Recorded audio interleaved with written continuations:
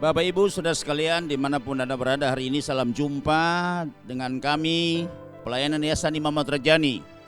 Shalom dari Rumah Pemulihan Segala Bangsa, The House of Restoration for All Nations, Desa Kembes 1, Kabupaten Minahasa, Sulawesi Utara.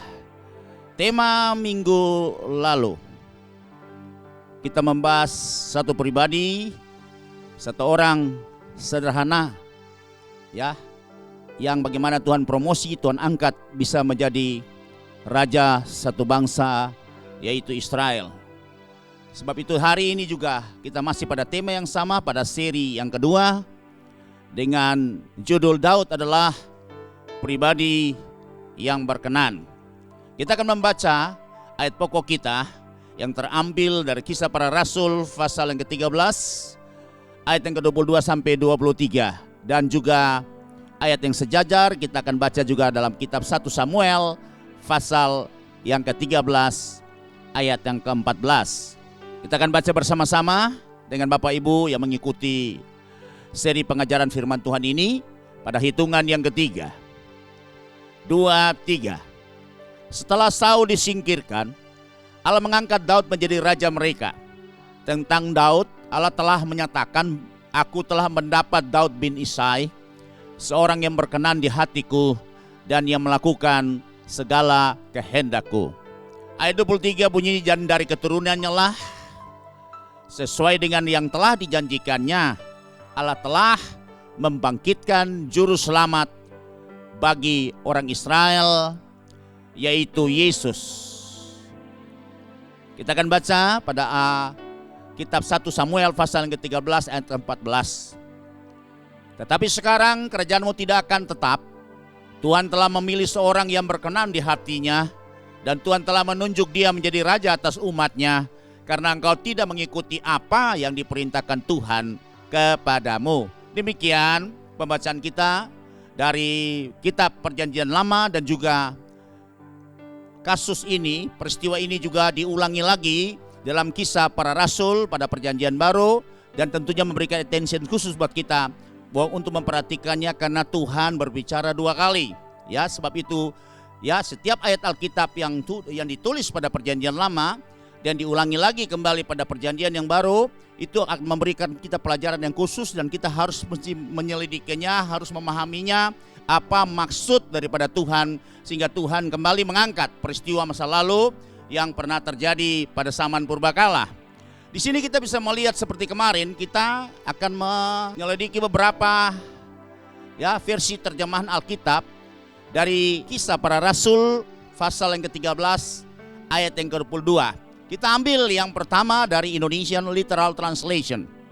Ya, saya kutip pada ayat yang bagian terakhir, dikatakan di sini, "Aku telah menemukan Daud anak Isai, seorang yang sesuai dengan hatiku, yang akan melakukan segala kehendakku."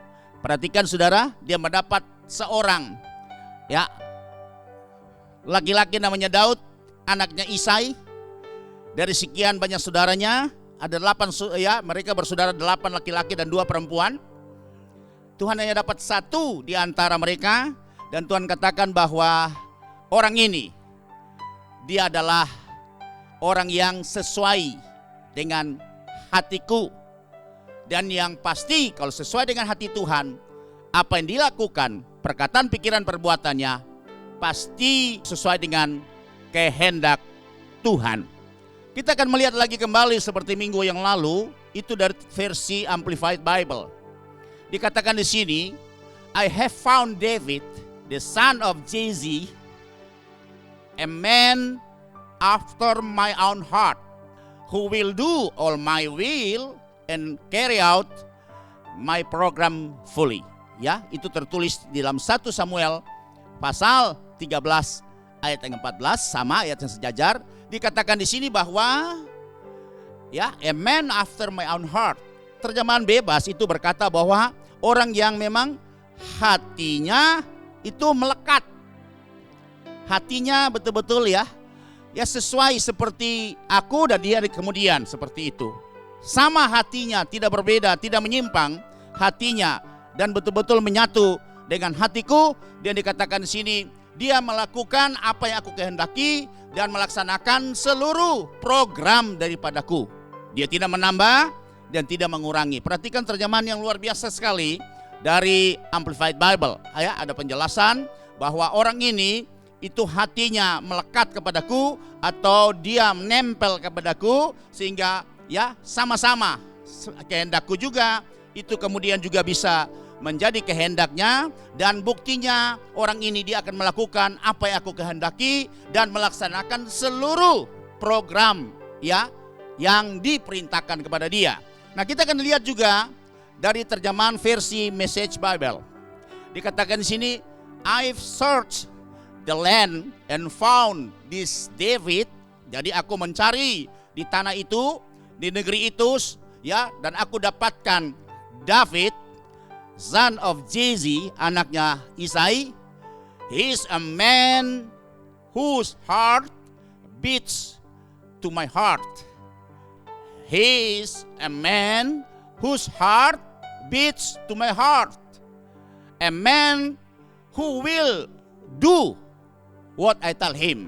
Jadi katakan di sini bahwa detak jantungnya aku dapatkan di negeri ya, negeri ini itu aku dapatkan Daud, anak daripada Isai, seorang yang detak jantungnya sama dengan detak jantungku. Dan orang ini dia melakukan apa yang aku katakan kepada dia. Wah, luar biasa sekali terjemahan ini. Jadi detak jantungnya Tuhan itu sama dengan persis detak jantungnya daripada Daud.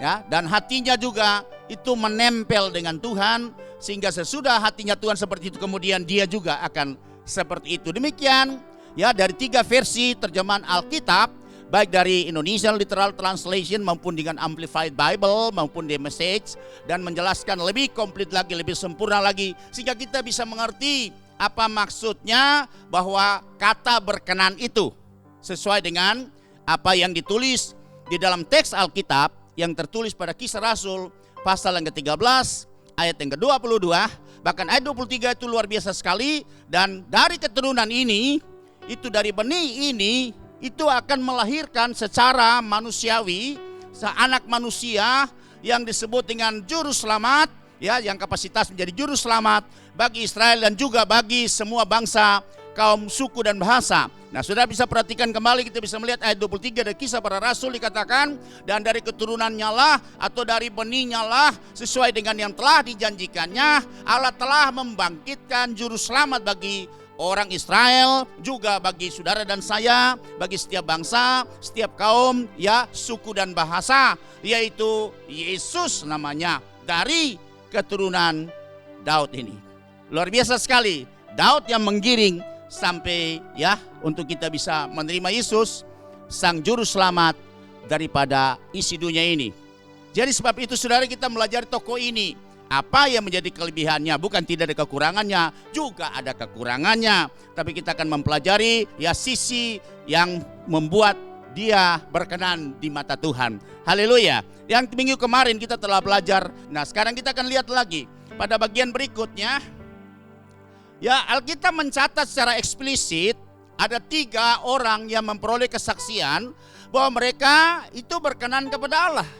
Ya, secara tegas, secara gamblang, bahwa ada 3 orang yang ditulis sesuai dengan teks Alkitab bahwa orang ini memperoleh kesaksian bahwa mereka berkenan kepada Allah. Dan mereka itu adalah, yang pertama adalah Henok.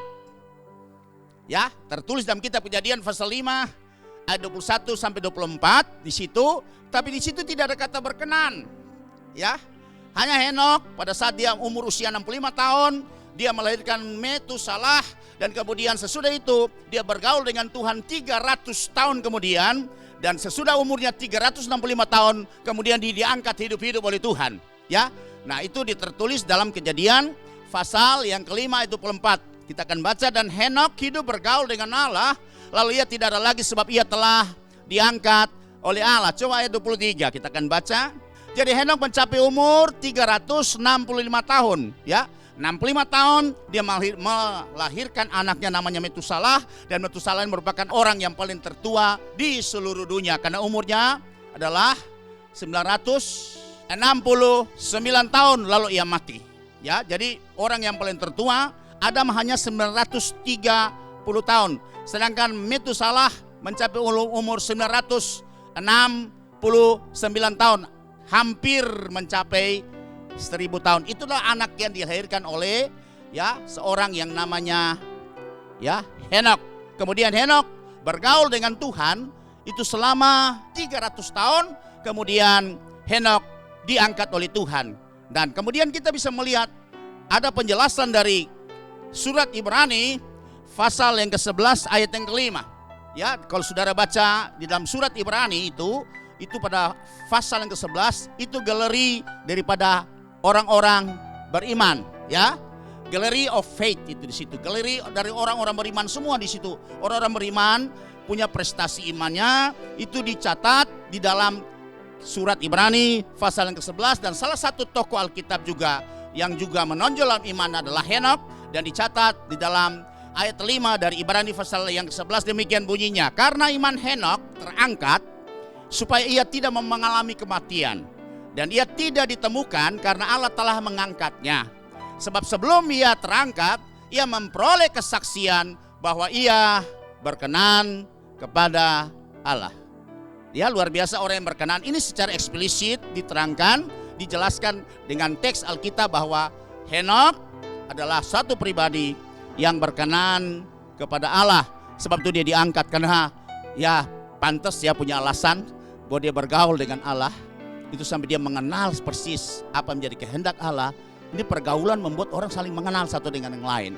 Dan dia tahu persis kehendak Allah, ketidaksukaan daripada Allah sendiri, dan ketidaksukaan daripada Allah. Dia menjauhi yang tidak disukai, dia melakukan secara terus menerus yang disukai, yang dikehendaki oleh Allah. Dan dia menjadi pribadi yang berkenan kepada Allah. Dan dia mengalami satu perlakuan istimewa. Dia terangkat hidup-hidup, diangkat oleh Tuhan sendiri. Kemudian kita bisa melihat tadi yang kita sudah baca, tokoh yang kedua adalah Daud. Juga dijelaskan dalam Kisah Rasul pasal yang ke-13 ayat 22 bahwa dia juga adalah pribadi yang berkenan kepada Allah. Nah, kemudian lanjut lagi. Yang ketiga yaitu Yesus sebagai anak manusia. Ya, jadi saya angkat di sini Yesus sebagai anak manusia supaya sebanding dengan Henokh dan sebanding dengan Daud. Kalau Yesus sebagai Allah tidak sebanding karena dia Allah, pasti berkenan, ya.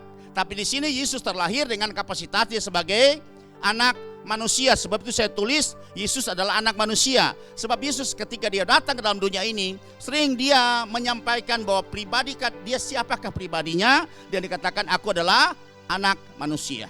Dia katakan anak manusia datang untuk mencari dan menyelamatkan. Nah, anak manusia akan datang sebagai raja yang akan menghakimi orang yang mati, orang yang hidup. Dan itu semua ada 95 kali Yesus menyatakan dirinya itu sebagai anak manusia di dalam perjanjian baru. Dan tertulis jelas dalam Matius pasal yang ketiga ayat 15 sampai 17 ketika Yesus dibaptis oleh Yohanes. Saudara perhatikan di sini, kita akan pernah lihat. Kita baca Injil Matius pasal ketiga ayat yang ke-15. Lalu Yesus menjawab katanya kepadanya, biarlah hal itu terjadi karena demikian sepatutnya kita menggenapkan seluruh kehendak Allah. Dan Yohanes pun menurutinya. Ayat 16. Sesudah dibaptis Yesus segera keluar dari air, dan pada waktu itu juga langit terbuka dan ia melihat Roh Allah seperti burung merpati turun ke atasnya. Ya, ada tanda karena Tuhan bilang sama Yohanes tidak mengenal orang ini, tapi kamu lihat ada tanda ilahi ketika nanti kalau dia dibaptis dan ada burung merpati turun melembaga di atas kepalanya, Roh Kudus akan turun melembaga di atas kepalanya seperti burung merpati. Itulah anakku yang kukasihi dan kepadanya aku berkenan. Sebab itu ayat 16, sesudah dibaptis Yesus segera keluar dari air, dan pada waktu itu juga langit terbuka dan ia melihat Roh Allah seperti burung merpati turun ke atasnya. Jadi Roh Allah melembaga sehingga Yohanes bisa melihat secara kasat mata. Tuhan menyatakan dirinya yang roh, menjadi yang bisa ditangkap oleh panca indera. Ayat 17. Lalu terdengarlah suara dari sorga yang mengatakan, inilah anakku yang kukasihi, kepadanya lah aku berkenan. Dan Yesus memang berkenan, dan pada ayat yang katakan ikutlah dia, ya, karena dia adalah anakku yang kukasihi, yang kepadanya aku berkenan. Berarti pasti Yesus melakukan seluruh kehendak daripada Bapa sendiri tanpa memodifikasi, tanpa menambah dan mengurangi, sehingga orang-orang seperti ini pantas akan disebut sebagai orang yang berkenan. Dan pada terjemahan yang tadi kita sudah lihat bahwa hatinya itu sama dengan aku, sesudah aku dia sama seperti aku hatinya. Kemudian juga dikatakan bahwa dia detak jantung padaku seperti juga detak jantung daripada orang itu. Nah, dikatakan dari 3 tokoh Alkitab di sini, tapi sudah bisa melihat kalau Henok oke. Karena 300 tahun dia bergaul dan tidak pernah diceritakan oleh Alkitab apa sih yang menjadi kelemahannya dan hal-hal yang pernah dia buat yang tidak berkenan kepada Tuhan. Kemudian Yesus sudah pasti dia adalah manusia yang terlahir dari kandungan seorang manusia. Dari sejak Adam sampai Yesus, dia adalah pribadi yang tidak pernah berbuat dosa. Tapi Daud, ini persoalan tersendiri, saudara.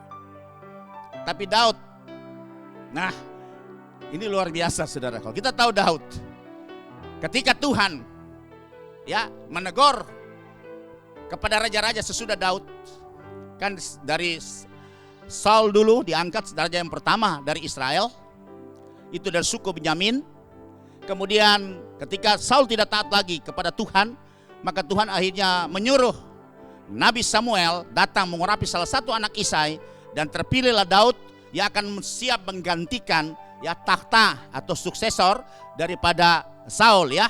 Dan kemudian Daud dipilih, dan sesudah itu sudah bisa melihat bahwa sesudah Daud, anaknya Salomo melanjutkan takhta, tongkat estafet daripada kerajaan Israel, dan dilanjutkan lagi dengan Rehabeam, dan terjadi perpecahan di sana. Terjadi pecah kerajaan 10 suku ke utara sebut dengan kerajaan Samaria, dan 2 suku itu ke selatan, yaitu suku Benyamin dan suku Yehuda, dan itu menjadi kerajaan Yehuda. Dan kita lihat di sini selalu Tuhan memakai tolok ukur itu Daud sebagai pembanding daripada semua raja-raja yang memerintah sesudah Daud ya. Dan dikatakan di sini luar biasa Alkitab kita, bahwa Alkitab kita itu jujur, tidak menyampaikan sisi yang positif saja, tapi juga menyampaikan dari satu tokoh Alkitab juga sisi negatifnya.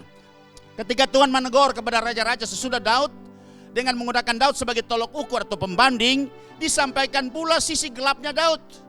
Apa sisi gelapnya? Yaitu perbuatan jahatnya dengan mengambil istri Uria orang Het itu. Sudah perhatikan, padahal Uria ini salah satu panglima perang. Memang panglima perang tertinggi adalah Yoab. Tapi sesudah itu Yoab membawahi panglima perang yang membawahi berapa pasukan ya. Ada pasukan 1000, itu ada panglima perangnya, ada juga pasukan 100 dan seterusnya. Dan Uria orang Het ini termasuk panglima perang yang sangat loyal kepada Israel dan Daud, dan dia sangat luar biasa. Sebab itu di sini sudah bisa melihat sisi gelapnya. Ketika mereka lagi berperang, merebut kota Rabah, mengalahkan Bani Amon, Daud tinggal nganggur di rumah. Makanya Daud berangin-angin berjalan di atas Kemudian dia lihat ada seorang wanita mandi. Perempuan itu elok rupanya, Alkitab mencatat dalam 2 Samuel pasal 11 ayat 2. Nah, ditulis begini, sekali peristiwa pada waktu petang ketika Daud bangun dari tempat pembaringannya. Ini semua orang berperang, raja-raja berperang, karena Israel harus berperang, saudara. Mereka tidak bisa nganggur, karena peperangan itu membuat supaya daerah penaklukan lebih luas, supaya ketika populasi terjadi, Israel tidak kekurangan lahan untuk usaha pekerjaan bagi rakyatnya, pertanian dan peternakan. Yang kedua juga memperkecil, meminimalisir ancaman. Karena semakin jauh musuh bisa akan menyerbu ke dalam wilayah daripada kekuasaan kerajaan Israel. Sebab itu harus perang pada saat itu. Dan ini juga memberikan analogi buat kita bahwa hidup kita ini tidak terlepas yang namanya peperangan. Kita nggak bisa nganggur. Kalau kita nganggur itu berbahaya sekali. Kalau kita nganggur itu bisa dapat melakukan hal-hal yang sangat tidak berkenan kepada Tuhan. Kita bisa dapat melakukan hal-hal yang konyol, bahkan bisa melakukan hal-hal yang jahat di mata Tuhan. Sebab itu di sini ketika semua berperang, Daud nganggur di rumah, dia tidur-tiduran, lalu dia berjalan-jalan di atas soto istana, nampak kepadanya dari atas soto itu seorang perempuan sedang mandi, saudara. Perempuan itu sangat elok rupanya. Kemudian Daud bertanya, siapakah dia? Dikatakan di sini, lalu Daud menyuruh orang bertanya tentang perempuan itu, dan orang berkata, itu adalah Batsheba binti Eliam, istri Uria orang Het itu. Itu adalah salah satu panglima perangnya kerajaan Israel yang dipimpin oleh Daud. Sebab itu sini saudara lihat di sini. Kemudian singkat cerita bahwa akhirnya Daud bisa kumpul dengan Batsheba ini, dan akhirnya Batsheba hamil. Ya, Batsheba hamil dan dilaporkan kepada lewat orang suruhannya bahwa mengatakan bahwa aku hamil, dan kemudian Daud merancangkan yang jahat. Daud panggil pulang. Dikatakan di sini lalu Daud menyuruh orang kepada Yoab mengatakan, suruhlah Uria orang Het itu datang kepadaku. Maka Yoab menyuruh Uria menghadap Daud. Lanjut. Ketika Uria masuk menghadap dia, bertanyalah Daud tentang keadaan Yoab dan tentara dan keadaan perang. Lanjut.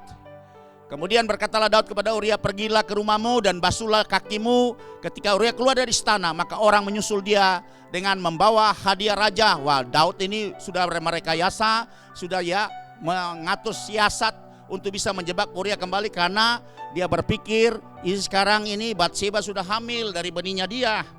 Sehingga dia panggil Uria, dia suruh pulang kumpul sama istrinya, supaya kemudian ada alasan kalau sampai kedengaran Batsheba hamil, berarti itu adalah benihnya daripada suaminya sendiri, yaitu Uria, saudara.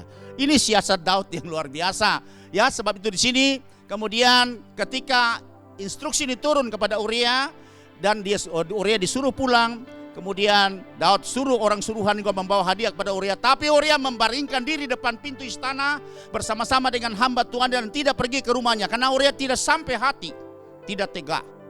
Teman-teman dia berjuang di medan peperangan begitu luar biasa, masa dia enak-enak di rumah? Dia tidak tega. Sebab itu dia mengambil keputusan, dia tidak ke sana, dia tetap tidur saja di pintu istana bersama-sama di sana dengan beberapa hamba daripada Daud. Ini sudah memberikan warning buat Daud. Harusnya Daud harus peka dalam persoalan ini, tapi Daud sudah mata gelap rupanya. Sehingga Daud sudah merancangkan yang jahat, dan akhirnya Daud mengirim surat kepada Yoab supaya menyuruh Uria ditaruh di medan pertempuran paling sengit paling depan. Dikatakan di sini, paginya Daud menulis surat kepada Yoab dan mengirimnya dengan perantaran Uria. Uria membawa, ditulisnya dalam surat itu demikian, tempatkanlah Uria di barisan depan dalam pertempuran paling hebat, kemudian kamu mengundurkan diri daripadanya supaya ia terbunuh mati. Berarti Daud sudah merancangkan untuk bisa memusnahkan Uria, supaya Daud bisa dapat mengambil istrinya yang begitu elok dan cantik, yang sudah mengikat, sehingga Daud sudah terpikat hatinya. Disinilah Tuhan mengulangi di sini, saudara. Singkat cerita, Uria terbunuh. Kemudian akhirnya Daud mengambil Batsheba menjadi istrinya, dan kemudian Batsheba mengandung, dan Tuhan katakan lewat Nabi Nathan bahwa anak yang dikandungnya sesudah engkau melahirkan nanti dia akan mengalami sakit dan mengalami kematian. Dan itulah upah buah daripada kejahatan yang dibuat oleh Daud. Saya rasa Bapak Ibu sudah tahu cerita ini, karena kita dari sekolah minggu sudah diceritakan oleh guru-guru setengah minggu mengenai peristiwa yang terjadi. Sebab itu di sini sudah lihat, ketika Tuhan mengambil figur Daud ini sebagai tolok ukur untuk raja-raja sesudah Daud, Tuhan menulis bagian ini, itu ditulis di dalam Kitab 1 Raja-Raja pasal 15 ayat 3-5 kita akan baca. Dikatakan di sini, Abiam hidup dalam segala dosa yang telah dilakukan ayahnya sebelumnya. Jadi Abiam ini anaknya Rehabeam. Ini cucunya Salomo. Dan ia tidak dengan persepenuh hati berpaut kepada Tuhan Allahnya seperti Daud moyangnya. Ayat yang keempat. Tetapi oleh karena Daud, maka Tuhan Allahnya memberikan keturunan kepadanya di Yerusalem dengan mengangkat anaknya, menggantikan dia, dan dengan membiarkan Yerusalem berdiri cuma karena Daud. Karena Daud, maka Tuhan memberikan keturunan kepadanya di Yerusalem dengan mengangkat anaknya, menggantikan dia, dan membiarkan Yerusalem tetap berdiri. Kemudian ayat yang kelima, karena Daud telah melakukan apa yang benar di mata Tuhan. Perhatikan, ini sisi positif dari Daud. Dan tidak menyimpang dari segala yang diperintahkan Tuhan kepadanya seumur hidupnya. Kecuali, nah ini ada sisi yang gelapnya ini. Ya, ada sisi negatifnya. Kecuali dalam perkara Uria orang Het itu. Karena dia mengambil, ya dia mengatur siasat untuk bisa dapat merebut ya Batsheba binti Eliam dari tangan Uria. Ya, dengan cara bagaimana dia siasati, dia curi surat ke Yoab, taruh Uria pada pertempuran paling sengit terdepan, kemudian pasukan ditarik mundur dan akhirnya Uria mati terbunuh. Sudah lihat di sini. Sebab itu sudah lihat, Alkitab kita luar biasa. Ini kitab yang benar dan jujur, yang mengajar kita. Semua ditampilkan, baik sisi yang terangnya maupun sisi gelapnya, baik sisi yang positifnya, yang benar maupun yang salah dan yang jahat. Dan sudah lihat nih, ditampilkan di sini. Tuhan tampilkan, sampaikan. Mereka tidak seperti Daud, moyang mereka, ya, yang melakukan segala kehendakku sepanjang umur hidupnya. Dia melakukan kebenaran, kecuali ada cacatnya dalam perkara Uria orang Het itu. Maka sudah lihat, kalau Daud ini diperhadapkan dengan hukum Musa, ya Taurat itu hukum Tuhan yang diberikan kepada Musa di Gunung Horeb, itu ada 10 kita tahu kan. Yang pertama tuh, jangan ada di hadapanmu Allah lain selain aku adalah aku, ya, atau I am who I am, yang disingkat dari YHWH atau Yahweh. Kemudian yang kedua, ya, jangan membuat bagimu patung menyerupai apapun, baik yang di langit di atas, di bumi di bawah, atau dalam air di bawah bumi, untuk kamu sujud menyembah kepadanya. Sebab aku Tuhan Allahmu adalah Allah yang cemburu, yang membalaskan kesalahan ayah kepada anak-anaknya sampai 3-4 keturunan. Nah, ini Daud lolos 2 ini. Kemudian yang ketiga dikatakan, jangan menyebut nama Tuhan Allahmu dengan sembarangan. Daud lolos di sini. Daud betul-betul ya melakukan tepat seperti apa yang Tuhan kehendaki. Yang keempat, kuduskan hari Sabat. Daud juga melakukan ini tepat seperti apa yang Tuhan kehendaki. Yang kelima, hormatilah ayah ibumu supaya umurmu diperpanjang di tanah yang Tuhan berikan kepadamu. Daud lolos di sini, saudara. Hukum yang kelima. Tapi yang keenam, jangan membunuh. Daud lakukan ini. Daud membunuh walaupun tidak secara langsung dengan tangannya, tapi atas perintahnya, sehingga akhirnya suami daripada Batsheba binti Eliam itu, yaitu Uria orang Het itu, terbunuh di dalam medan peperangan. Kemudian yang ke-7, jangan berzina. Daud berzina. Kemudian yang ke-8, jangan mencuri. Daud mencuri karena mencuri milik orang. Ya, kemudian yang ke-9, jangan mengucapkan saksi dusta tentang sesamamu. Daud bahkan bikin pendustaan, ya, rekayasa pendustaan. Kemudian yang ke-10, jangan mengingini istri sesamamu dan jangan menghasratkan rumahnya atau ya ladangnya atau hamba laki-laki atau hamba perempuan atau lembunya atau keledai atau apapun yang dia punyai. Artinya Daud juga melakukan ini, saudara lihat. Sehingga dari 10 hukum ini, 5 Daud lolos, tapi 5 dia tidak lolos. Dia lakukan, dia membunuh, dia berzina, dia mencuri, dia saksi dusta, dan terakhir dia mengingini ya milik orang lain, istri orang lain. Sudah lihat, ini sisi gelap daripada Daud. Tapi selebih selama umur hidupnya, dia melakukan hal yang benar dan sesuai dengan apa yang Tuhan kehendaki. Saya percaya demikian juga dengan kita. Kalau kita lihat hidup kita dari mulai kita sejak kita tahu orang sampai hari ini, pasti juga ada sisi gelapnya. Ya, tapi tokoh Daud ini diangkat supaya kita mulai melihat yang positif, sisi terang daripada Daud itu kita contohi, karena Daud ini merupakan ya satu figur yang memberikan gambaran nanti ada satu figur yang sempurna, itulah Yesus yang tidak ada cacat celahnya. Maka saudara lihat, kalau untuk menjadi seperti Yesus itu memang ya prosesnya masih panjang, kita harus dirubah dari waktu ke waktu, tapi paling tidak kita mencontohi Daud saja, kemudian nanti akan disempurnakan pada waktunya oleh Tuhan Yesus. Haleluya, saudara. Mari kita akan lihat selanjutnya. Ya, seperti apa yang sudah dapat kita pelajari, bahwa kitab kita luar biasa. Dan ini seperti kemarin pada 1 Romawi, itu hal-hal yang membuat Daud berkenan. Kita sudah bahas 2 poin di sini, bahwa Daud adalah pribadi yang suka memuji menyembah Tuhan dan diam di rumah Tuhan, seperti yang tertulis di dalam Mazmur 119 ayat yang ke-164 ya. 7 kali dalam sehari aku memuji Engkau karena hukum-hukum-Mu yang adil. Daud memang seorang pemuji, seorang penyembah, karena dia adalah orang yang mahir sekali main kecapi. Ketika dia dalam kesendirian, dia dalam kesepian, ya lonely seperti itu, dia memetik kecapinya, dia memuji Tuhan, menyembah Tuhan, dan dia tahu bahwa Tuhan hadir menghibur, Tuhan hadir mendampingi dia, Tuhan hadir ya membuat dia tidak sendiri, dan dia bisa menikmati semua kebaikan Tuhan. Dan juga ada permintaan Daud yang luar biasa yang kemarin kita sudah pelajari, bahwa dia berkata, ya satu hal yang aku minta supaya aku bisa diam di rumah Tuhan seumur hidupku, menyaksikan kemurahan Tuhan. Haleluya.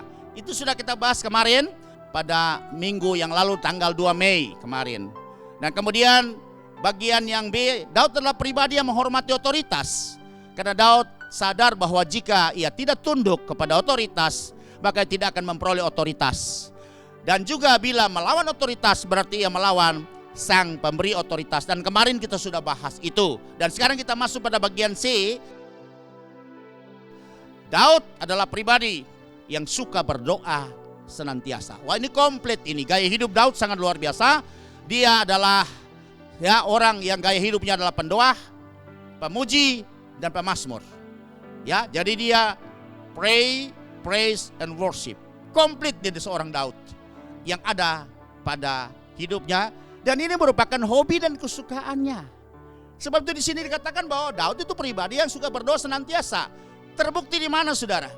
Kita bisa lihat banyak sekali kumpulan doa yang ditulis dalam kitab Mazmur adalah doa dari Daud. Saya sini angkat 7 saja, tapi ada puluhan ya doa minta pertolongan atas raja, kemudian doa juga minta pengampunan, doa minta kemenangan, kemudian doa juga minta kesembuhan. Tapi di sini ada 7, mau kiri 7 saja. Bapak Ibu bisa cari, kalau di lembaga Alkitab ada perikop-perikopnya pasti ada tulis doa. Dan kita bisa melihat itu Daud ya. Dan 7 di sini nanti Bapak Ibu bisa catat juga. Antara lain bahwa membuktikan bahwa Daud itu seorang pribadi yang suka berdoa senantiasa. Itu pertama kita bisa lihat dan doa pada malam hari itu Mazmur 4 ayat 1-9. Nanti Bapak Ibu baca sendiri. Kemudian yang kedua adalah doa pada pagi hari. Ya, itu Mazmur 5 ayat 1-13. Kemudian yang ketiga doa dalam pergumulan Mazmur 6 ayat 1-11. Kemudian yang keempat doa minta tolong terhadap orang yang curang Mazmur 12 ayat 1-9. Kemudian yang kelima doa kepercayaan Mazmur 13 ayat 1-6. Kemudian doa mohon kemenangan bagi raja Mazmur 20 ayat 1-10. Kemudian yang ketujuh doa mohon dibenarkan oleh Tuhan, itu Mazmur 26 ayat 1-12 dan seterusnya. Semua mazmur itu merupakan mazmur doa yang ditulis oleh Daud, dan itu merupakan permohonan doa Daud. Sudah lihat. Berarti kita membuktikan bahwa Daud ini bukan saja pemuji pemazmur, tetapi dia adalah seorang pribadi yang suka berdoa, hobi berdoa senantiasa, saudara. Ya, apa kelebihannya orang yang suka berdoa? Karena kita tahu bahwa doa itu merupakan hubungan, relationship antara Tuhan dengan manusia. Terjadi komunikasi dua arah, saudara. Itulah sebabnya itu Daud sangat memahami kehendak Tuhan, karena dia sering berdoa, berkomunikasi dengan Tuhan. Sehingga apa menjadi kehendak Tuhan itu Tuhan bisa sampaikan lewat doa. Dan juga apa menjadi kehendak juga Daud itu bisa disampaikan lewat doa. Karena kita tahu bahwa doa itu adalah komunikasi dua arah antara kita dengan Tuhan dan Tuhan dengan kita. Sebab itu kalau dia bisa hidup berkenan, dia tahu persis apa menjadi kehendak Tuhan, ya, dia tahu persis detak jantungnya Tuhan, dia tahu keinginannya Tuhan, itu karena dia adalah orang yang intim sekali dengan Tuhan, membuktikan karena dia pribadi yang suka berdoa. bukan saja memuji, meninggikan Tuhan, memuliakan Tuhan, dan kemudian ya lewat pujian dan penyembahannya, ya, tapi Daud itu orang yang suka berdoa, berarti sering berkomunikasi dengan Tuhan, sehingga Tuhan sering berbicara secara pribadi kepada Daud, dan Daud mendapat arahan petunjuk dari Tuhan, dia mendapat tuntunan dari Tuhan, sehingga dia bisa dapat melakukan semua kehendak Tuhan, dan pasti hidupnya berkenan kepada Tuhan karena dia mengerti secara penuh seluruh isi hati Tuhan. Sebab itu Bapak Ibu Saudara sekalian, betapa pentingnya ya kita harus mendisiplinkan kehidupan kita menjadi pribadi yang suka berdoa senantiasa. Pesan Paulus juga kepada jemaat Tesalonika, tetaplah berdoa. Ya, kemudian Tuhan juga pesan kepada orang-orang di zaman itu lewat Injil Lukas. Ya, berdoalah dengan tidak apa? Jemu-jemu. Disampaikan seperti itu. Karena kehidupan doa ini menentukan untuk kita bisa mengerti seluruh kehendak Tuhan, supaya kita bisa melakukan tepat seperti apa yang Tuhan kehendaki. Makanya pasti kita akan menjadi pribadi, keluarga, jemaat yang berkenan kepada Tuhan. Karena doa adalah komunikasi dari beraneka segi aspek hidup kita, ya, antara orang percaya dengan Tuhan. Komunikasi dua arah. Ada juga orang mengatakan bahwa doa itu merupakan nafas hidup setiap orang percaya. Bayangin saudara, kalau kurang doa berarti kita sesak nafas, seperti orang kena virus COVID-19 saudara. Serangnya di paru-paru dan membuat saturasi kita turun sehingga kita sulit bernafas saudara. Banyak sekali orang mati karena sulit bernafas sebab paru-parunya diserang oleh virus COVID-19 ini. Jadi kalau kita kurang berdoa seperti orang yang sesak nafas saudara. Dan bagaimana mungkin kita bisa mengerti, bisa mendalami, bisa menyelami isi hati Tuhan kalau kita jarang berdoa. Tapi mari disiplinkan hidup kita, karena doa itu bisa mengubah segala sesuatu. Karena doa itu merupakan terobosan yang membawa kita kepada kemenangan. Karena doa itu ya dikatakan bahwa doa orang benar dengan yakin didoakan, maka besar kuasanya, bisa mengubah segala sesuatu. Haleluya saudara. Haleluya. Daud pribadi yang sungguh orang yang suka, hobinya berdoa, punya gaya hidup selain pemuji, pemazmur, tapi dia memiliki gaya hidup yang sangat unggul sekali. Berdoa. Jadikan doa itu adalah kesukaan kita. Jadikan doa itu merupakan hobi kita, gaya hidup kita. Dan saya percaya saudara pasti bisa akan mengerti seluruh kehendak Tuhan, isi hati Tuhan. Kita melakukannya dan pasti kita akan berhasil. Pasti kita akan menang dan pasti kita akan diberkati oleh Tuhan. Percaya bilang amin. Haleluya. Hal yang berikut yang bagian D kita akan bahas. Ini sudah bagian yang keempat dari hal-hal yang membuat Daud berkenan. Ya, satu yang pertama kita sudah bahas bahwa Daud seorang pemuji dan penyembah. Kemudian yang kedua, Daud itu adalah orang yang betul-betul tunduk dan hormat otoritas. Dan yang ketiga, kita sudah bahas bahwa Daud itu pribadi yang suka berdoa senantiasa. Sekarang yang keempat, bahwa Daud adalah pribadi yang hidupnya mengandalkan dan menaruh harapannya pada Tuhan.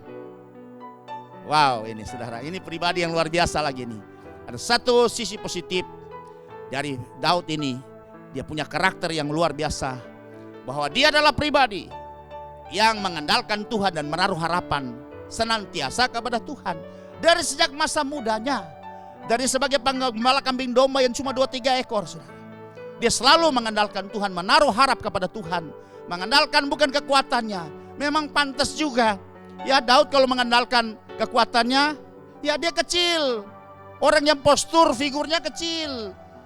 Ya, jadi mengandalkan kekuatan juga terbatas, kecil kok orangnya. Kalau besar gede ya, seperti saudara mereka yang lain, Eliab, Syama, Abinadab itu, Osem itu semua besar-besar, maka dipakai sebagai prajurit di dalam kerajaan Israel, ya. Tapi Daud kecil sehingga Daud itu ya tereliminasi dengan ukuran postur dan dia tidak bisa jadi tentara atau prajuritnya kerajaan Israel.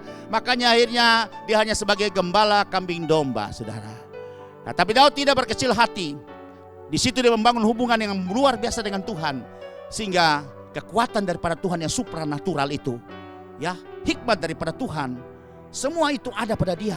Maka dia memiliki hikmat, dia memiliki pengertian, dia memiliki nasihat, dia memiliki keperkasaan, dan dia juga memiliki pengenalan dan takut akan Tuhan. Karena betul-betul dia berhubungan yang dekat sekali dengan Tuhan, sehingga semua karakteristik, semua ya sifat-sifat ilahi itu teradopsi dalam hidup Daud. Dan Tuhan mulai melatih Daud. Fisik kecil, tapi memiliki spirit. Dia memiliki ya semangat. Dia memiliki jiwa yang luar biasa, saudara. Yang kelihatan dari luar kecil, tapi di dalamnya luar biasa. Dia memiliki fighting spirit yang tidak seperti ada pada saudara-saudara dia yang lain, walaupun postur mereka besar-besar, saudara, ukurannya. Ya, dikatakan di sini bahwa Daud itu adalah pribadi yang hidupnya mengandalkan Tuhan. Karena tidak ada dia andalkan lagi. Ya, dia andalkan siapa lagi? Tidak ada. Dia andalkan Tuhan karena dia tahu keterbatasan dia sebagai manusia. Fisiknya juga ya terbatas. Sebab itu di sini kesempatan dia harus mengandalkan Tuhan. Sebab itu saudara, kadang-kadang kita mengandalkan apa yang menjadi hal-hal yang menonjol dalam hidup kita. Hal-hal yang mendominan dalam hidup kita. Entah mungkin fisik kita, kekuatan kita, ya kemudian juga mungkin ya harta kita, keuangan kita, hikmat kita, pengetahuan kita, ya kemudian strata sosial kita atau orang-orang yang kita andalkan. Makanya di sini sudah lihat satu saat kita akan tidak bisa mengandalkan itu lagi. Dan situasi seperti ini sudah lihat, Covid melanda seluruh dunia. Ya, besar kecil tua muda, perempuan laki-laki, orang kaya bangsa-bangsa, pemimpin bangsa, orang-orang biasa raja jelata, semua mengalami hal yang sama. Inilah keadilan Tuhan, saudara. Sehingga kita bisa mengandalkan siapa lagi? Nggak ada yang kita bisa mengandalkan. Ya, dengan variasi daripada virus Covid ini, mutasinya dari ya B117 sudah jadi B135 dan sekarang bermutasi lagi. Dan kita lihat di India pun seperti itu. Sehingga kita lihat vaksinnya itu rasanya sudah tidak ya akurat, tidak mujarab lagi, tidak sakti lagi untuk bisa dapat meredam ya virus Covid yang sudah bermutasi seperti ini. Saudara lihat, siapa yang kita harus andalkan? Ya Tuhan harus kita andalkan. Tuhan yang harus kita andalkan. Disinilah mengajar kita supaya semua orang harus tunduk, harus mengandalkan Tuhan. Karena hidup mengandalkan Tuhan adalah hidup yang diberkati oleh Tuhan. Seperti tertulis dalam Yeremia pasal 17 ayat 7 sampai 8 dikatakan di situ. Diberkatilah orang yang mengandalkan Tuhan, yang menaruh harapannya pada Tuhan. Mengandalkan dan menaruh harapan kepada Tuhan, ini orang yang betul-betul menggantung masa depannya kepada Tuhan. Ya, imannya, pengharapan dan kasihnya hanya kepada Tuhan. Seperti apakah orang itu? Ayat yang ke-8 katakan, ya kan seperti pohon ya ditanam di tepi aliran air. Apa kelebihan ya pohon tanam di tepi aliran air? Yang merambatkan akarnya ke tepi batang air, dan yang tidak mengalami datangnya panas terik, yang daunnya tetap hijau, yang tidak khawatir dalam tahun kering, dan yang tidak berhenti menghasilkan buah pada musimnya. Jadi orang yang mengandalkan Tuhan itu ibarat pohon yang ditanam di tepi aliran air. Ya, walaupun kiri kanannya mengalami kering kerontang, tanah sudah retak-retak terbelah, kehabisan air, ya kemudian layu kering dan mati seperti itu. Tapi pohon yang ditanam di tepi aliran air, ya akarnya merambat sampai ke batang air. Dan kita tahu bahwa firman berkata batang air Tuhan tidak pernah akan kering. Dan orang itu akan sepertinya, ya dia akan terus ya hijau daunnya, tidak akan mengalami musim kering. Walaupun panas terik, terus berlangsung sekian tahun, sekian lama ya. Dan dia akan juga menghasilkan buah pada musimnya. Dan firman Allah katakan dalam kitab Mazmur pasal yang pertama ayat yang ketiga, apa saja yang diperbuatnya dibuat Tuhan berhasil. Apa saja yang diperbuatnya berhasil. Bilang amin. Bilang amin, saudara. Mari jadilah pribadi, belajar dari hal-hal kecil, terus meningkat dari waktu ke waktu untuk mulai menyerahkan andalan kita, memindahkan andalan kita, menggeser andalan kita, hal yang kelihatan kepada hal-hal yang tidak kelihatan. Dari yang jasmania menjadi rohani, dari yang biasa manusiawi menjadi yang ilahi. Maka saudara bisa melihat ada kekuatan supranatural yang akan menyertai kita dan membuat kita bisa bertahan dalam musim yang kering apapun juga. Dan pasti kita akan berhasil Orang lain ya bisa macet menghasilkan buah. Orang lain bisa gagal panen. Tapi kita tetap hijau daunnya dan menghasilkan buah pada musimnya. Apa saja yang diperbuatnya, dibuat Tuhan berhasil. Amin. Haleluya. Mari saudara, contoh yang positif ini, mari kita tiru. Kita tiru saudara. Ya, ini bicara juga iman Daud. Ya, dan bukti Daud itu percaya sepenuhnya atau mengandalkan sepenuhnya kepada Tuhan. Ada buktinya saudara, bahwa Daud itu orang yang mengandalkan Tuhan. Di sini saya angkat ada 2 bukti.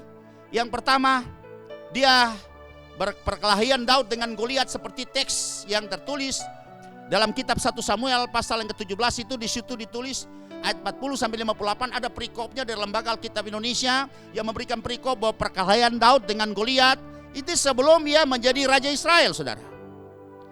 Dia masih tetap menjadi gembala kambing domba Isai orang tuanya, tapi suatu saat sudah lihat peperangan yang terjadi antara ya pasukan tentara Israel dengan pasukan tentara Filistin. Memang orang Filistin itu lawan Israel dari dulunya.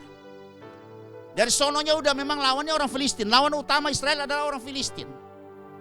Sebab itu di sini kita lihat ketika Saul menjadi raja, maka Filistin datang kembali untuk menyerang kerajaan Israel di bawah pimpinan Raja Saul. Ya, terjadi sudah lihat kalau perang tipe dulu tuh mereka datang ya rombongan manusia bersama-sama pasukannya dengan peralatan perangnya berhadap-hadapan. Dan di sini sudah lihat di sini ya sudah kurang lebih 1 bulan lebih mereka berhadapan dan belum terjadi peperangan. Setiap kali mereka tampilkan seorang jagoannya ya Goliat, seorang raksasa yang Alkitab mencatat itu tingginya 9 feet 9 inch. Saya kali-kalikan ya 9 feet 9 inch sebab 1 feet itu panjangnya 30,48 cm. Ya, tak kali 9 kemudian 9 inch, 1 inch itu 2,54 cm. Dikali jumlah totalnya itu 297,18 cm. Jadi berarti tinggi Goliat tuh kurang 3 cm kurang sudah bisa mencapai 3 meter saudara. Bayangin saudara, Daud kecil. Ya Daud itu mungkin orangnya tingginya 160-an gitu. 160-an sampai 165. Kalau saudara yang lain tuh dia mereka tuh 190, ya 185, itu besar-besar Eliab, Syama, Abinadab. Ya, kalau Daud tuh mungkin sekitar 160 sampai 165. Kecil. Bayangin saudara bisa berhadapan, dia harus berhadapan dengan Goliat yang tingginya hampir mencapai 3 meter saudara. Ini mustahil, impossible. Ya, maka di sini Alkitab mencatat perkelahian Daud dengan Goliat sebelum ia menjadi raja ya Israel. Nanti Bapak Ibu bisa baca dalam kitab 1 Samuel pasal 17 itu ayat 40 sampai 58 ya, bisa baca sendiri. Tapi saya akan ceritakan di sini bahwa ketika Daud itu disuruh oleh Isai untuk mencari informasi mengenai bagaimana keadaan saudara-saudaranya ya di dalam pertempuran mereka menghadapi pasukan tentara Filistin. Ya, Daud disuruh membawa makanan dan kemudian datang ke medan peperangan yang sedang dihadapi oleh kerajaan Israel berhadapan dengan kerajaan Filistin. Untuk cari tahu bagaimana keadaan saudara-saudaranya yang sekarang lagi berperang. Nah, ketika Daud tiba di medan peperangan, dia melihat ini raksasa tampil. Setiap hari pagi sore dia datang tampil dan dia selalu menghina umat barisan Allah. Dia menghina secara luar biasa. Tapi semua pendekar daripada Israel, semua orang-orang perkasa daripada Israel, tidak satupun yang berani untuk bisa menantang daripada Goliat. Dan kemudian Goliat memberikan satu sayembara. Artinya 1 lawan 1. Ya, tidak perlu kita perang, tapi you tampilkan ya jagoanmu, orang perkasamu dari pihak Israel, dan kita akan tampilkan Goliat mewakili ya Filistin. Jadi 1 lawan 1. Kalau siapa yang menang, maka kerajaannya akan menundukkan kerajaan yang kalah. Jadi kalau sampai Goliat menang, maka Israel menjadi budak daripada orang Filistin. Kalau Israel menang, maka Israel akan membudaki orang-orang Filistin. Waktu Daud datang ke tempat itu dan dia mendengar hinaan daripada Goliat sering tampil terus. Pagi sore dia menghina umat barisan Allah. Wah, hatinya panas bergejolak hatinya. Dibilang siapakah orang itu? Kenapa kamu biarkan orang tidak bersunat itu ya sampai berani mencemooh barisan daripada Allah yang Maha Hidup? Siapakah orang itu sampai bisa berani mencemooh barisan daripada Allah yang hidup? Wah, kemudian emosinya ya, sebagai orang yang betul-betul ya membela nama Tuhan, membela kehormatan Tuhan, membela harga diri Tuhan disembah oleh Israel. Daud terpancing dan kemudian dia tanyakan, siapa orang itu? Aku akan lawan sama dia. Ketika mereka mendengar semua, Daud dengan begitu berani, dengan tegas, bukan cuma lip service. Begitu sudah keyakinan, mereka melihat bahwa Daud itu sungguh-sungguh, dan memang saudaranya Eliab sudah mengenal siapakah Daud. Dia itu orang yang pemberani dan hatinya teguh. Kalau dia sudah mau, itu tidak ada orang yang bisa menghalanginya. Dan dia tidak pernah rasa takut. Ini seorang Daud walaupun fisiknya kecil, tapi dia seorang pemberani luar biasa. Kenapa? Rahasianya karena dia dilatih oleh Tuhan. Dia dilatih oleh Tuhan. Ya, trainernya tuh hebat. Untuk Daud menjadi orang perkasa tuh Tuhan yang melatih dia. Sebelum ya dia dipromosi oleh Tuhan, Tuhan melatih dia dulu berperang. Bagaimana menghadapi binatang buas, bagaimana menghadapi beruang ketika menyerang kawanan dombanya, bagaimana menghadapi singa ketika menyerang kawanan dombanya. Daud berhadapan dengan mereka dan Daud cabik-cabik mereka, Daud kalahkan mereka. Dia katakan, apalagi yang cuma orang yang tidak bersunat ini, aku pasti akan kalahkan. Sebab itu bawa aku ketemu dengan raja. Dan mereka membawa dia kepada raja. Dan Saul melihat, waduh, ini Abner bin Ner begitu perkasa. Saudaranya yang lain juga, pahlawan-pahlawan Israel juga begitu perkasa. Semua mereka tinggi-tinggi, tapi dia setinggi Goliat. Mereka paling 185, 190, ya paling banter 2 meter lah. Tapi Goliat itu 3 meter loh. Terus lihat Daud, aduh kecil imut-imut. Terus kemudian Saul katakan, hei anak muda, ini cuma berani doang kali ini. Ya, tanpa perhitungan ini gak tahu diri, bisa saja kan dalam hati Saul. Tapi dia melihat keseriusan Daud.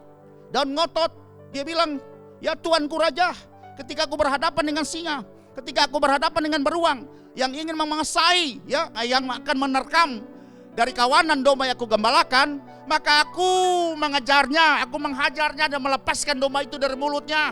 Kemudian apabila berdiri menyerang aku, maka aku menangkap janggutnya, lalu menghajarnya dan membunuhnya. Daud dengan urapan kuasa Tuhan, ya, karena dia berkata yang benar dan disertai perkataan itu berkuasa, maka akhirnya Saul percaya kepada Daud. Dan Saul izinkan seperti itu. Silakan, Saul katakan. Waktu Daud disuruh menggunakan ya baju sirah, kemudian pakai perisai, Daud hanya nggak bisa jalan karena berat, saudara. Berat dan kebesaran, saudara. Ya, jadu perang kepada Daud. Kemudian akhirnya Daud buka semua itu dan Daud berhadapan dengan Goliat, saudara. Waktu dia maju berhadapan dengan Goliat, Goliat sangat menghina dia. Sudah lihat kecil, Daud datang dengan tongkat gembala. Kemudian dia bilang, ya, engkau datang dengan tongkat, emangnya kau anjing lah. Dan Goliat dengan begitu optimis, dengan begitu sombong berkata, hari ini dagingmu, ya, aku akan cabik-cabik dan memberi makan kepada burung di udara dan juga memberi makan kepada binatang-binatang di padang. Oh, luar biasa, saudara. Dia menghina Daud, ya. Kemudian Daud bikin kesaksian, saudara lihat. Daud ini luar biasa. Daud, ya, di sini dia terkenal karena apa?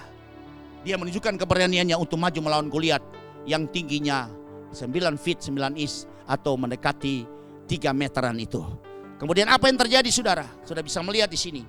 Ada hal yang saya angkat di sini adalah pernyataan iman daripada Daud kepada Saul ketika Saul tidak yakin bahwa orang ini bisa akan mampu mengalahkan Goliat. Sebab apa? Ini menentukan sekali. Kalau Daud kalah, Israel seluruhnya sampai raja dan seluruh Bani Israel akan jadi budak orang Filistin. Ini menentukan sekali. Ini gak main-main loh. Masa kita mengutus, kita mempercayakan seorang seperti ini yang belum kita kenal kemampuannya, apalagi fisiknya, lihat itu tidak meyakinkan, saudara. Tapi Daud bikin pernyataan iman di depan Saul. Kita akan baca di dalam 1 Samuel pasal 17 ayat 36 sampai 37. Sudah bisa baca, ya, belajar beriman seperti Daud. Dia katakan begini, dia bikin pernyataan. Baik singa maupun beruang telah dihajar oleh hambamu ini. Dan orang Filistin yang tidak bersunat itu, ia akan sama seperti salah satu daripada binatang itu. Karena ia telah mencemooh barisan daripada Allah yang hidup. Wow, Daud terbakar. Dia terbakar hatinya. Keberanian tumbuh. Karena dia datang dengan keperkasaannya Tuhan. Ya, dia katakan kalau Tuhan bersama dengan dia akan melakukan perkara yang besar. Karena pasti Tuhan mendahului, menginjak segala musuh-musuhnya. Dan Daud sudah alami pengalaman ini. Dia percaya pada Tuhan. Dia menggantungkan harap kepada Tuhan. Karena Tuhan dia percaya itu tidak pernah mengecewakan dia. Tuhan yang berjanji seperti apa yang janjikan, itu tepat seperti apa yang janjikan, digenapi. Makanya Daud mengalami ini. Dia mengalami Tuhan. Dia memahami Tuhan. Seperti dia percaya dalam situasi apapun, kalau tantangan ini bisa datang, dia percaya Tuhan pasti ada di pihak dia. Percaya, bilang amin saudara. Maka kita harus beriman untuk bisa mengalami Tuhan. Izinkan supaya Tuhan beracara di hidup kita. Apapun yang kita alami, Goliat yang serang menyerang kita, menantang kita, apapun juga saudara. Hari ini persoalan pergumulan saudara, baik rumah tanggamu, hubungan suami istrimu, dengan anak-anakmu, dengan usaha pekerjaanmu, dengan kesehatanmu, itu merupakan Goliat sekarang menantang kita. Tapi mari kita bangkit dengan iman Daud. Kita percaya Tuhan di pihak kita. Siapakah lawan kita, seperti Paulus katakan. Kita pasti bisa akan menang. Bukan karena kita hebat, tapi karena penyertaan Tuhan itu membuat kita menjadi orang yang perkasa. Dengan Allah kita melakukan perkara-perkara yang gagah perkasa. Saudara katakan pasti menang. Pasti menang. Kita pasti menang. Kita pasti menang. Karena Tuhan berpihak kepada kita. Haleluya. Lalu Daud berkata pula, kata Daud, Tuhan telah melepaskan aku dari cakar singa. Saudara lihat dia katakan, dia bikin kesaksian, pernyataan imannya luar biasa. Di depan Saul dan semua orang-orang penting pada kerajaan itu. Pada saat itu ketika Daud berhadapan dengan Raja Saul. Tuhan telah melepaskan aku dari cakar singa dan cakar beruang. Dia juga akan melepaskan aku dari tangan orang Filistin itu.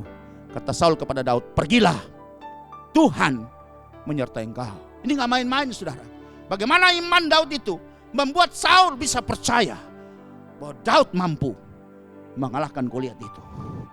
Ya, secara kasat mata, secara logika, secara rasional, ukuran manusia, tidak mungkin Daud bisa mengalahkan Goliat.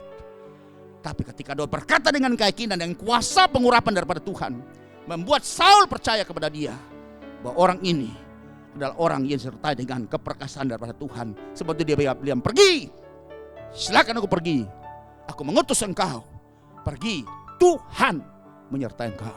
Saul tahu Tuhan menyertai engkau, karena Saul melihat bagaimana tanda-tanda ilahi. Keberanian Daud menyatakan imannya membuat orang percaya bahwa Tuhan kita adalah Allah yang perkasa. Percaya, bilang amin. Ya, kemudian sudah bisa melihat lagi selanjutnya pernyataan iman Daud di depan Goliat. Ketika sudah berhadapan dengan Goliat, antara hidup dan mati ini sudah lihat.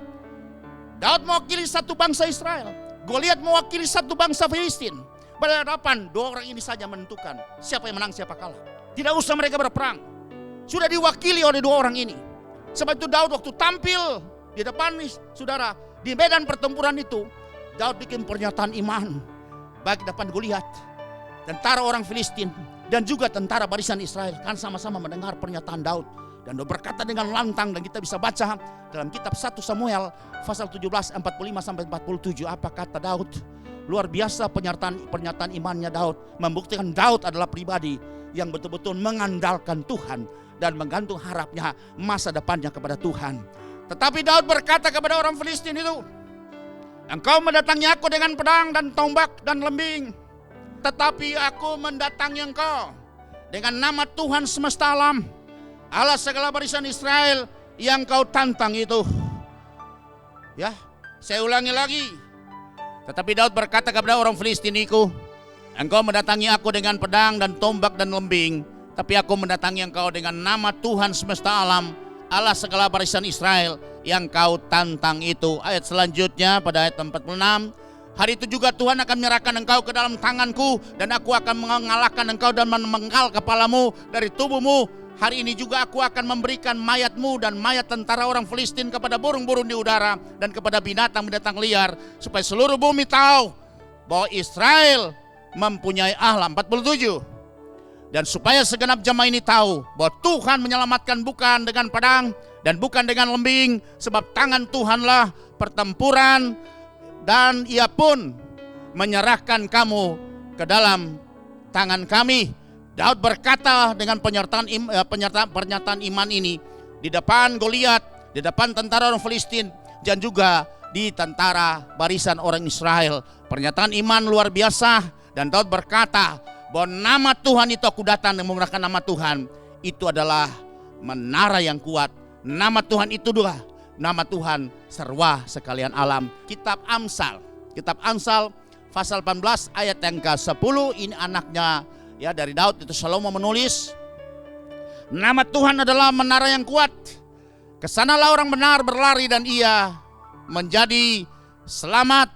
Dan juga dalam Mazmur pasal 124 itu ayat 8 dikatakan bahwa pertolongan kita adalah dalam nama Tuhan yang menjadikan langit dan bumi. Nama menjatuhkan pribadi di dalam nama Tuhan. Kalau dulu orang mengenal Tuhan Yahweh Adonai Elohim, yang sekarang kita orang perjanjian baru mengenal nama Tuhan Yesus Kristus adalah nama di atas segala nama. Nama itulah yang mengalahkan ya segala kuasa kegelapan. Nama itulah yang mendatangkan kuasa, dan nama itulah nama di atas segala nama. Saudara punya persoalan, saudara punya penyakit, saudara punya masalah, pasti punya nama. Dan saya percaya bahwa nama itu di atas persoalan saudara. Nama itu di atas segala sakit penyakit saudara. Nama itu mengalahkan semuanya. Percaya, bilang amin. Daud memakai nama itu, dan kita juga memakai nama Yesus. Maka nama itu adalah menara dan kuat yang membawa kita pertolongan dan membawa kita kepada kemenangan. Haleluya. Daud menang, dan singkat cerita Daud kalahkan. Ketika Goliat maju, maka Daud berlari maju juga. Dia ambil 5 batu dari sungai, dasar sungai. Kemudian 1 batu dia taruh di umbannya. Dia putar. Terus ketika ya dengan begitu ganasnya Goliat maju, Daud melepaskan umbannya. Dan tepat, saya percaya itu adalah campur tangan Tuhan. Tepat kenal di dahinya. Dan lubang masuk ke otaknya saudara. Dan kemudian akhirnya Goliat jatuh terlentang mati. Dan Daud memotong kepala Goliat dengan pedang Goliat. Dan kemudian kepala itu dibawa diserahkan kepada Saul. Bukti hari itu kemenangan orang Israel, karena Daud mengandalkan nama Tuhan serwa sekalian alam. Percaya, bilang amin. Saya percaya hari ini saudara menghadapi Goliat apapun juga yang sedang mengintimidasi engkau, menakut-nakuti engkau, menteror engkau dalam persoalan masalahmu apa saja. Tapi kami percaya kita datang dengan nama yang berkuasa itu, nama di atas segala nama, maka kemenangan itu akan menjadi bagian kita. Percaya, bilang amin. Ini Daud luar biasa, karena dia salah satu bukti, satu karakter yang membuat dia berkenan adalah dia adalah pribadi yang mengandalkan Tuhan dan berharap kepada Tuhan.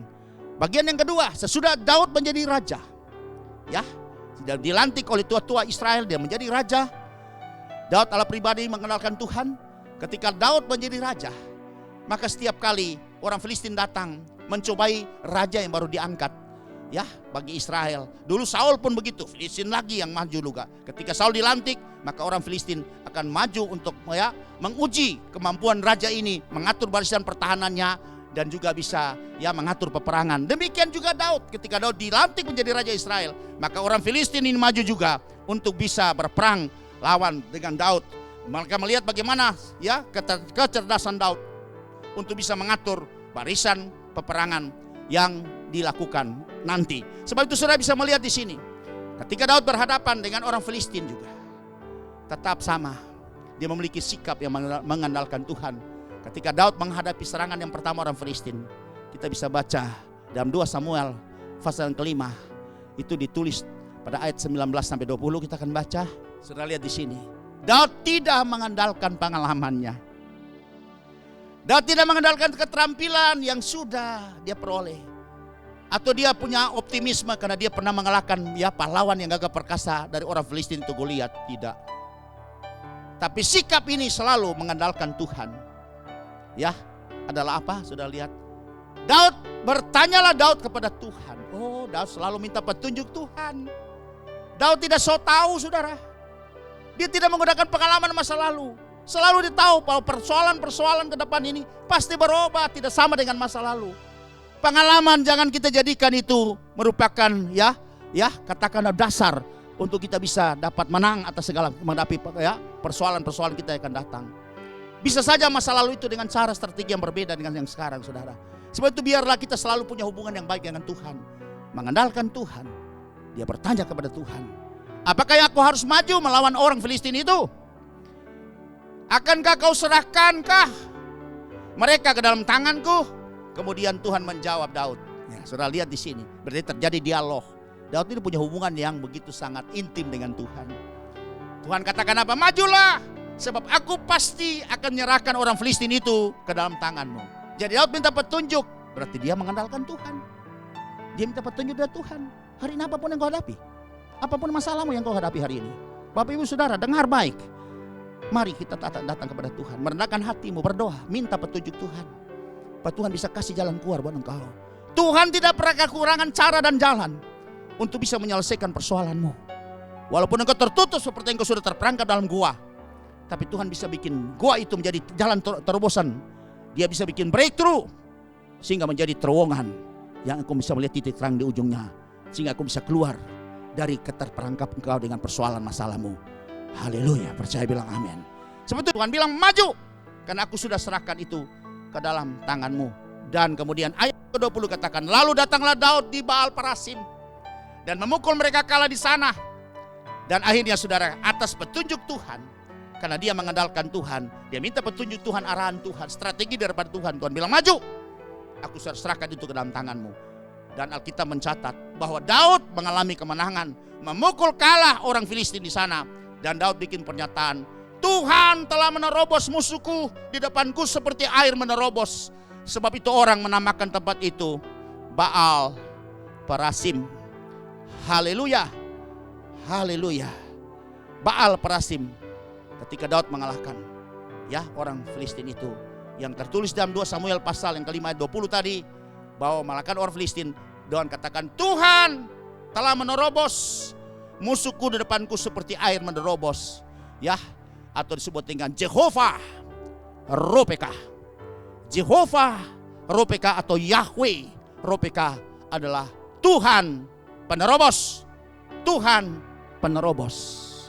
Apapun yang saudara alami hari ini, percaya Tuhan mampu bekerja sama dengan engkau untuk melakukan terobosan yang baru, baik bagi rumah tanggamu, hidup nikahmu, keluargamu, usaha pekerjaanmu, kesehatanmu, atau apapun juga yang sedang aku mengalami jalan buntu. Percaya bahwa Tuhan yang kita sembah ada Tuhan penerobos. Bersama dengan Tuhan, maka ada terobosan yang baru dalam semua aspek hidup kita. Haleluya. Bagian yang berikut adalah sikap mengandalkan Tuhan ketika Daud menghadapi serangan yang kedua. Saudara lihat, serangan yang pertama Tuhan kasih strategi, maju sekarang, aku sudah serahkan engkau ke dalam tanganmu. Dan Daud lakukan seperti apa petunjuk Tuhan. Daud menang. Dan Daud katakan Tuhan penerobosku. Kemudian saudara, musuh yang sama, tempat yang sama lagi, datang lagi, serangan yang kedua. Untuk bagaimana menghadapi kerajaan Israel, ia dipimpin oleh Daud sendiri. Bagaimana sikap Daud? Oh, yang lalu kan kita sudah menang. Sudah gak usah tanya Tuhan, pasti menang lagi dengan cara yang sama. Tidak, saudara. Maka sekali lagi saya katakan, pengalaman tidak bisa dipakai sebagai dasar iman. Karena Tuhan sangat dinamis. Persoalan yang kita hadapi pun dinamis. Sakit penyakit pun yang kita hadapi pun berubah-ubah, saudara. Sehingga kita tidak bisa pakai pengalaman masa lalu. Maka selalu kita harus dekat dengan Tuhan, supaya kita bisa dapat petunjuk Tuhan, supaya kita bisa betul-betul percaya dan kita lakukan seperti apa yang Tuhan katakan. Maka pasti kita akan berhasil, pasti kita akan menang. Makanya ketika serangan yang kedua lagi datang, musuh yang sama, tempat yang sama, Tuhan, Daud tidak berani melangkah sebelum dia bertanya kepada Tuhan. Maka kita akan baca dalam kitab 2 Samuel pasal yang ke-5 ayat 23 sampai dengan yang ke-25. Maka bertanyalah Daud kepada Tuhan. Dia bertanya lagi, saudaranya. Ini berarti sikap ya orang yang selalu mengandalkan Tuhan, tidak pakai idenya, tidak pakai caranya, tidak pakai strateginya, tapi dia menanti dari Tuhan supaya Tuhan ahli strategi yang agung itu akan memberikan dia petunjuk dan dia pasti akan menang. Sebab itu dia percaya sungguh kepada Tuhan. Maka dia bertanya kepada Tuhan dan Tuhan menjawab, janganlah maju. Kalau tadi Tuhan bilang maju, musuh sudah aku berikan ke dalam tanganmu. Tapi sekarang Tuhan bilang jangan maju. Tetap buatlah gerakan melingkaran sampai ke belakang mereka. Jadi saudara, ketika tentara Filistin maju, Tuhan bilang jangan maju, bikin gerakan melingkar. Artinya pancing mereka masuk ke dalam dan kamu melingkar. Buat gerakan melingkar pasukanmu untuk mengurung mereka di tengah-tengah, kurang lebih begitu. Sehingga engkau dapat menyerang mereka dari jurusan pohon-pohon kertau. Tuhan bilang seperti itu. Ayat selanjutnya 24. Dan bila engkau mendengar bunyi derap langkah di puncak pohon-pohon kertau itu, maka haruslah engkau bertindak cepat. Sebab pada waktu itu Tuhan telah keluar berperang di depanmu untuk memukul kalah tentara orang Filistin. Jadi Tuhan bilang, jangan maju, tapi buat gerakan melingkar. Pasukanmu bikin gerakan melingkar, kurung mereka semua, pancing mereka masuk ke dalam. Tapi kau harus tunggu. Apa tandanya engkau akan menyerang mereka? Tunggu, dengar bunyi derap langkah. Ya, di puncak pohon-pohon kertau artinya apa? Tuhan turut bekerja bersama-sama dengan kita. Tuhan kirim bala pasukan tentara surgawi. Tuhan tahu persis kemampuan daripada Daud dan pasukannya. Ya, sebab itu Tuhan mengirim pasukan untuk membantu mereka. Dan pasukan surgawi itu datang. Derap langkah mereka, engkau dengar kalau mereka sudah ada di puncak pohon-pohon kertau. Engkau menyerang saat itu tandanya. Maka yang pasti Tuhan turut bekerja bersama-sama dengan kita, mengalahkan, menginjak-injak musuh kita, dan pasti akan menang. Dan terbukti saudara. Ya, ayat selanjutnya berkata, ayat yang ke-25. Dan Daud berbuat demikian. Daud tidak menambah, mengurangi. Tepat seperti apa yang diorder kepada dia. Seperti yang diperintahkan Tuhan kepadanya. Maka ia memukul kalah orang Filistin. Mulai dari Geba sampai dekat Geser. Sudah lihat pengalaman seorang Daud ini. Ya, bagaimana dia hidup. Selain dia punya gaya hidup, suka berdoa, memuji menyembah Tuhan. Tapi ada satu lagi yang perlu kita contohi adalah satu pribadi yang hidupnya senantiasa mengandalkan Tuhan dan menaruh harapnya kepada Tuhan. Dan saya percaya kalau kita mengambil cara yang sama, kita mengambil sikap hidup yang sama, kita mengambil gaya hidup yang sama, apapun persoalanmu, menghadapi Goliat, menghadapi musuh sebesar apapun, pasti Tuhan akan berikan engkau strategi untuk bisa memperoleh kemenangan. Dan engkau akan keluar bukan sebagai pemenang saja, tapi lebih daripada orang-orang yang menang. Akhirnya saudara-saudara, jadilah pribadi, keluarga, jemaat yang berkenan kepada Tuhan. Mereka akan mendapat perlindungan, berkat hikmat pengetahuan, kesukaan dan pemeliharaan Tuhan dari sekarang sampai selama-lamanya. Amin. Amin. Berbahagia setiap orang yang mendengar firman Tuhan, menerimanya, menaruh dalam hati, mempercayainya, dan melakukannya. Mari kita katakan satu pujian, dan ini diangkat dari Mazmur Daud. Aku percaya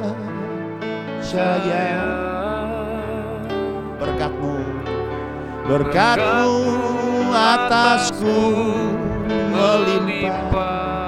Katakan kebajikan, kemurahan, kebajikan, kemurahan selalu mengikutiku.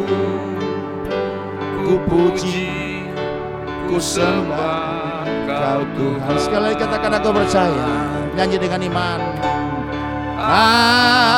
Aku percaya, oh berkat-Mu atasku melimpah.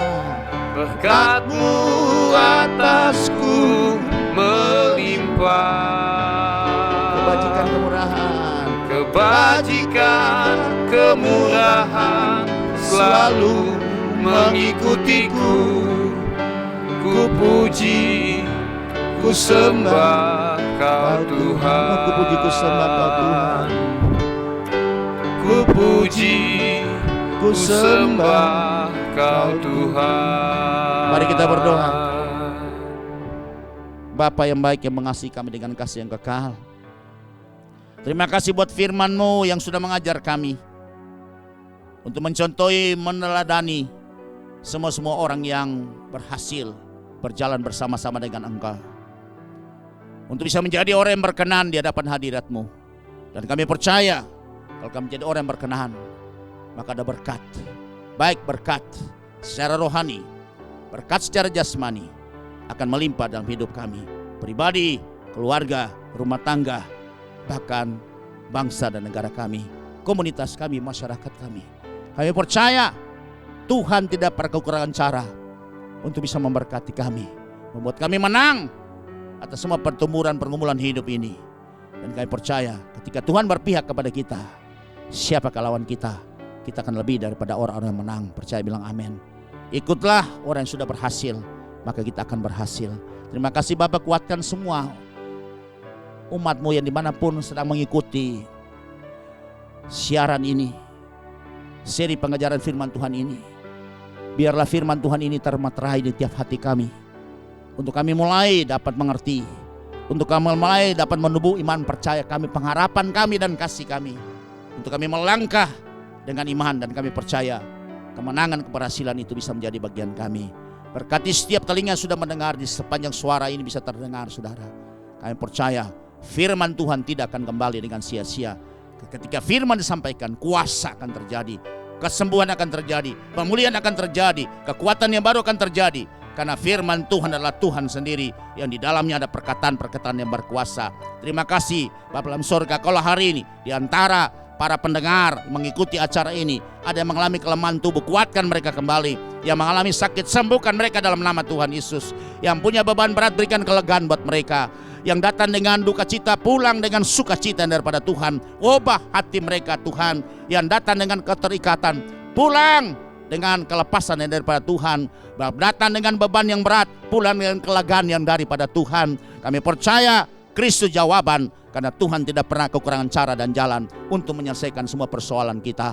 Terima kasih Bapa dalam surga. Terima kasih. Sekarang dengan iman kami angkat, menadahkan tangan kami, dan kami siap menerima berkat yang datang dari Bapa kami yang mengasihi kami. Sebab itu saudara-saudara, yang Tuhan Yesus kasih, pulanglah engkau dengan membawa berkat dari Bapa yang mengasihi engkau, kasih yang besar dari Bapamu, dan kasih karunia Tuhan Yesus Kristus senantiasa menyertai kita, dan persekutuan Roh Kudusnya tinggal dalam kita, mengikat kita dengan kasih Tuhan saat ini seterusnya sampai Maranatha, Tuhan Yesus datang pada kali yang kedua. Terimalah berkat ini di dalam nama Tuhan Yesus. Semua kita yang terima berkat ini sama-sama katakan amin. Amin. Shalom, Tuhan Yesus memberkati, dan kita akan ketemu pada seri pengajaran firman Tuhan pada minggu yang akan datang.